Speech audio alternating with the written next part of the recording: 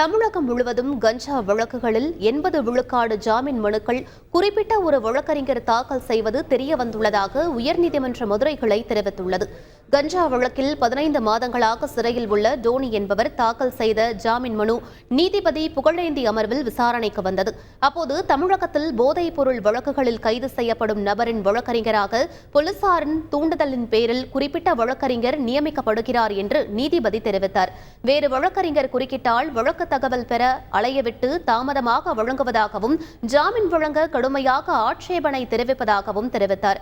இதுபோன்ற மோசடி நடைபெறாமல் தடுக்க வழக்கறிஞர்களுக்கும் காவல்துறையினருக்கும் தமிழ்நாடு புதுச்சேரி பார் கவுன்சில் மற்றும் டிஜிபி உரிய உத்தரவுகளை பிறப்பிக்க வேண்டும் என உத்தரவிட்டார்.